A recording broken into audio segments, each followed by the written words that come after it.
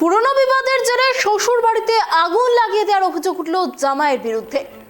আরো একবার জানিয়ে রাখি, বড় খবর, পুরনো বিবাদের জেরে শ্বশুর বাড়িতে আগুন লাগিয়ে দেওয়ার অভিযোগ উঠল জামাইয়ের বিরুদ্ধে। ঘটনায় দগ্ধ হয়ে আহত হয়েছেন 3 মহিলা সহ অন্তত 6 জন। ঘটনাস্থল সাগরদিঘির বহালনগর এলাকা। স্থানীয় সূত্রে যেমনটা জানা যাচ্ছে, এদিন রমজান শেখ বহালনগর এলাকার শ্বশুর বাড়িতে পৌঁছে পুরনো বিবাদের জেরে বচসা শুরু হয় দুই পক্ষে। অভিযোগ যে বচসা চলাকালীন রমজান শেখ বাড়িতে আগুন লাগিয়ে দেয়। এই বিষয়ে আরো বিস্তারিত জানবো, আমাদের সাথে রয়েছে আমাদের প্রতিনিধি সাগর। দেখো, তোমার কাছে যেমনটা জানতে চাইবো, একেবারে একটি বেনজির ঘটনা, শ্বশুর বাড়িতে আগুন লাগিয়ে দিল জামাই, আর যার জেরে এতগুলো মানুষ তারা আহত হয়েছেন বলে জানা যাচ্ছে। ঠিক কি ঘটনা ঘটেছে? একদমই, দেখো, ঘটনাটা পুরোনো একটা বিবাদী, যে শ্বশুরবাড়ির সঙ্গে একটি পুরোনো বিবাদ লেগেছিল এবং সেই কারণের জন্য কিন্তু জামাই রেগে গিয়ে সেই বাড়ির মধ্যে পেট্রোল জ্বালিয়ে, গাড়ি সাইডে পেট্রোল ছিটিয়ে তারপর আগুন লাগিয়ে দেয়, এমন একটা অভিযোগ উঠেছে। তবে রীতিমধ্যে আপডেট যা আমরা খবর পাচ্ছি এখন পর্যন্ত, যে 6 জন যে 6 জন মানে আগুনে পুড়ে জখম হয়েছিল, তাদের মধ্যে কিন্তু অলরেডি 3 জন কিন্তু মারা গেছে। অবশ্য এই মৃতদেহ কিন্তু এখনো পর্যন্ত কি কারণ বা কি কেসের জন্য যে এত বাড়ির প্রতি এতটা ক্ষোভ শ্বশুরবাড়ির প্রতি, এবং কি কারণের জন্য যে এখনো পর্যন্ত সেই ঝামেলাটা, সেটা কিন্তু এখনো পুলিশ কিন্তু জানতে পারেনি যে কি কারণের জন্য এতটা ক্ষোভ আসতে পারে, যার জন্য গোটা পরিবার সবাইকে পানে মেরে ফেলার চেষ্টা করা হয়েছিল। তার মধ্যে অলরেডি কিন্তু 3 জনের কিন্তু মৃত্যু পর্যন্ত হয়ে গেছে। সেই বিষয়ে পুলিশ কিন্তু এখনো তল্লাশি করছে। তবে যে আগুন লাগিয়েছে তাকে কিন্তু এখনো পর্যন্ত ধরতে পারেনি পুলিশ। সাগর, দেখো, আর একটা বিষয় এখানে যেমনটা জানা যাচ্ছে যে যিনি আগুন লাগিয়েছেন তিনিও আগুনে দগ্ধ হয়েছেন কিছুটা, তো সেক্ষেত্রে তাকে হাসপাতালে কি আনা হয়নি?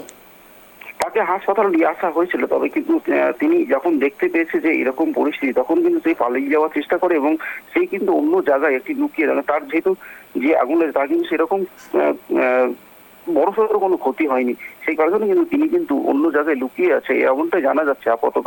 বিষয়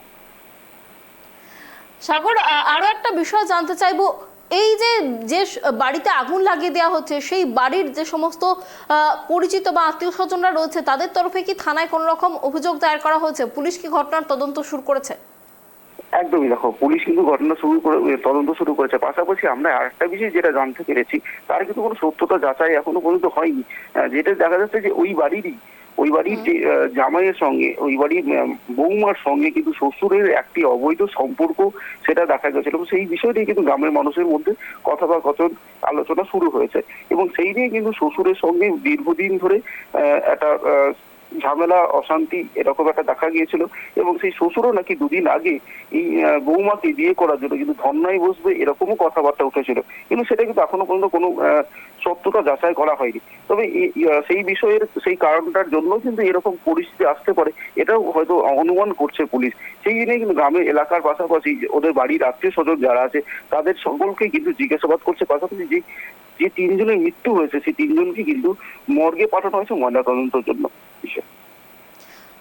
যে অভিযুক্ত যে জামাই, তিনি কি এখনো পলাতক? তাকে কি কোনোভাবে গ্রেপ্তার করা সম্ভব হয়েছে, কি জানা যাচ্ছে?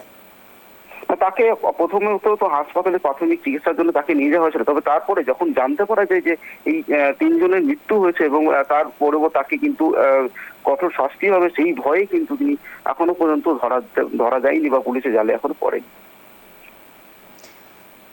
অনেক ধন্যবাদ সাগর আমাদের সঙ্গে থাকার জন্য। আপনাদের আরো একবার জানিয়ে রাখি, একেবারে বেনজির একটি ঘটনা যে খবর উঠে আসছে মুর্শিদাবাদ থেকে। পুরনো বিবাদের জেরে শ্বশুর বাড়িতে আগুন লাগিয়ে দেওয়ার অভিযোগ উঠল জামাইয়ের বিরুদ্ধে।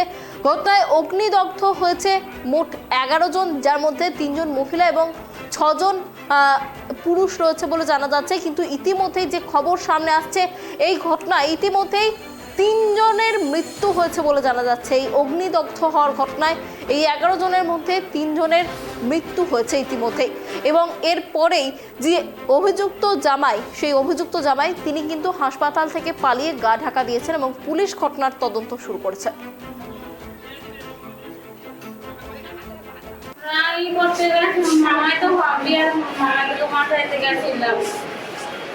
আমার বোনকে একটা মামাই বোনকে মেরেছিল, আমার একটা বোন ওই দেখছি আলু সবাই লেগেছিল, পিঠা হয়ে আছে তেলে।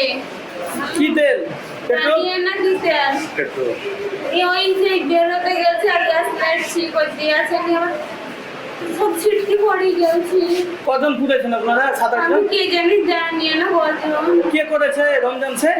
রমজান সে কে হচ্ছে রমজান শেখ? বহু মামাই তো বোনের স্বামী